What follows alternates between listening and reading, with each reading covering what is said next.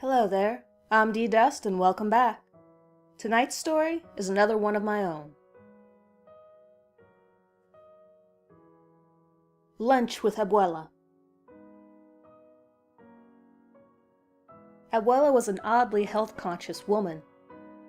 She insisted that we go on walks around the block every day for exercise. And in the summer, we'd walk 10 blocks away for lunch. At McDonald's. I did say she was oddly conscious of health, right? I don't think food ever really figured into her concept of health. Only exercise and plenty of fresh air. So, every day we'd walk over to McDonald's and order the same thing we always did for lunch, before walking back home. I always got the cheeseburger Happy Meal, because it was the best thing available. I always wanted to try one of the adult meals, though. The one where you get 2 cheeseburgers with fries. It meant having to give up my toy, but the things always had a habit of disappearing on me anyway, so it wasn't that big of a loss. Abuela wouldn't let me do that though, on account of me not eating the entire cheeseburger I got with my Happy Meal. Which was not because I wasn't hungry. I was. But because I hated the taste of mustard. The cheeseburgers always seemed to have mustard in just one spot, and I would carefully eat around it every time so I wouldn't get a taste of the foul stuff. I was very young then, and didn't even realize that I could order the thing without mustard. Let me tell you, the day I understood that concept was a mind-blowing day for me. We never stayed long there, even though there was a massive playground attached to it with a ball pit. No kid in their right mind could turn up a chance to dive into that and run around like mad for a while. Abuela never let me play in it though.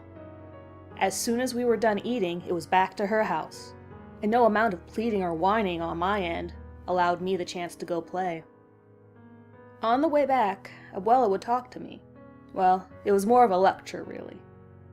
She'd start by asking me if I noticed the man behind the counter, a pimply-faced teenager bored out of his mind and working during the summer break. It was the same kid every time that we went there. His name tag said Tom, and he was always there to take our order. I'd sigh and shrug, pretending that I had no idea what she meant. The routine was well established, but I had naive delusions that somehow I could stop what was coming by playing dumb. I never could, though. The whole trip back home consisted of Abuela going on about the evils of men. How the guy behind the counter wanted to do terrible things to little girls just like me. How he would cut my throat open because it was a full moon, and all the loonies came out on the full moon to do murder. According to Abuela, all men were bad, and he would cut off my leg to eat it after he was done raping me. I was too young to understand what rape was at the time, but I got the general gist of it being unpleasant. I listened to the whole tirade in silence, letting my eyes take in all the yards we passed and tracking a few butterflies. Abuela's words floated in one ear and out the other. She was crazy after all, and I was not to pay attention to anything she said according to my mom. Abuela didn't trust men. She didn't trust the neighbors, the doctors, or even the police. They were all evil to her, and she often explained what terrible things they would do one day. I'd gotten used to it, but I still didn't like hearing it. Maybe that's why I'm so suspicious and paranoid of people now. I'm not sure if I am the way I am because of her lectures, or if it's some sort of hereditary gene.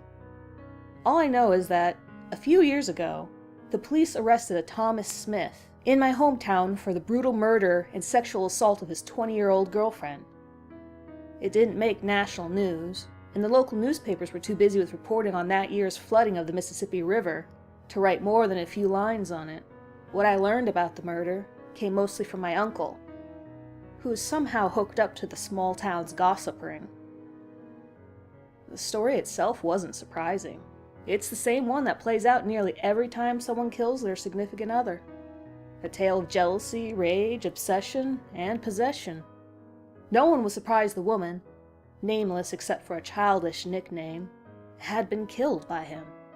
The signs had all been there, and no one had stepped in or managed to convince her to leave before it was too late. It wasn't the murder that had the gossip mill buzzing, though, but the story that leaked out afterwards, of the police finding parts of her cut up and cooking on a grill. I wonder now if this Thomas Smith ever used to work at McDonald's. I can never be sure. I mean, Tom Smith, it's a very common name. But still, can't help but think about Abuela's words. All those lectures she told me so long ago. It just makes me wonder. Thank you for tuning in. If you like this story, hit that like button. Consider sharing and subscribing to the channel to be alerted to new uploads. If you'd like to see something specific on my channel, leave a comment below and I will look into it. Good night, everyone.